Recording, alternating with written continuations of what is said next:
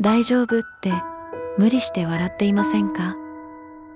ずっと誰かのために頑張って自分の心を後回しにしていませんか？本当はしんどいのに弱音を吐くことさえ我慢していませんか？たまには立ち止まってもいいんだよ。頑張り続けることだけが強さじゃない。もう疲れたって言えることもちゃんと強さだから。